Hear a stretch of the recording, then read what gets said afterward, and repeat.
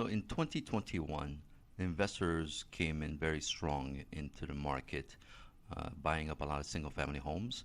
Some of them did it for flipping, like Open Door, and others did it for the rental income.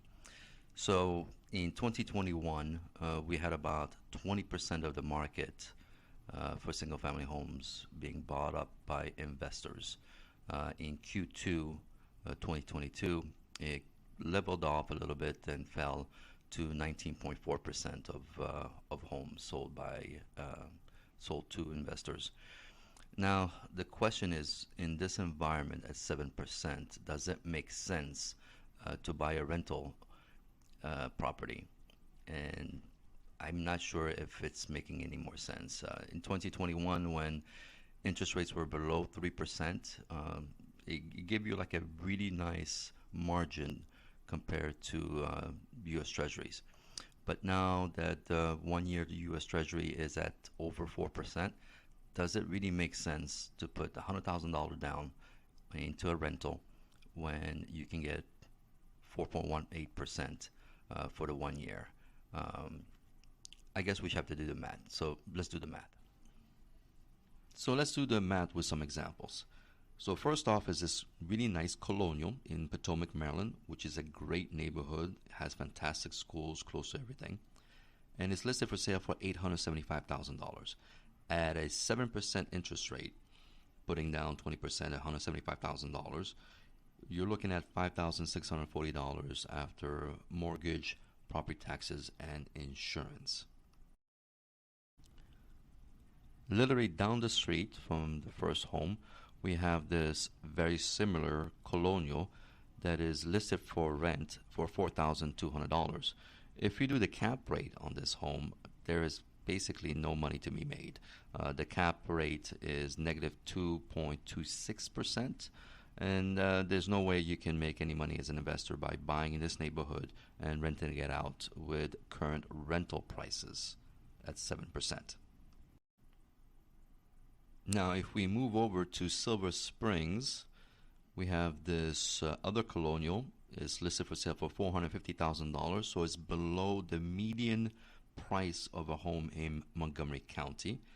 And with 7%, 20% down, we're looking at $3,063 a month.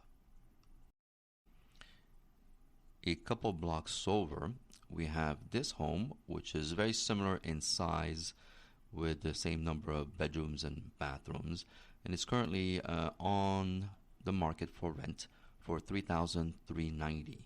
If we do the cap rate, it is 0.42%, so barely above zero.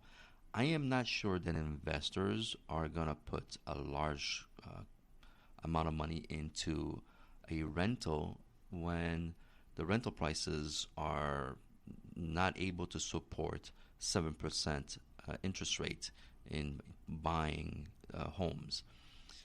Making $1,800 a year is just not profitable, and this is why investors are fleeing the market. They stop buying, and they're probably going to start selling soon if rental prices start falling. So after doing the math, you have to really ask yourself, what are investors going to do with 7% interest rate, maybe by the end of the year 8%? Will they be able to get positive cash flow out of it, have positive cap rate? It's getting harder and harder. So we have to ask ourselves, is it worth it? Right now in the DC area with the current interest rates, you're better off just putting your money in the 1 year Treasury, put $100,000 down, you get $4,000.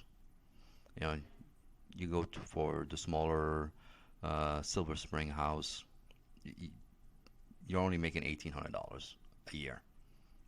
You know, it just doesn't make any sense.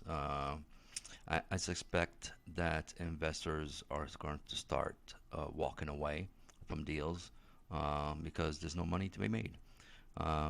And if rental prices start falling, and that's a big possibility. We saw that in 2009 as people were becoming more and more unemployed. We had unemployment rising. Rental prices actually fell by 4.5% in 2009 before leveling off and coming back up. So if you see high vacancy rates, if we see a lot of renters not being able to pay their rent, we're going to see some defaults in the rental investor side.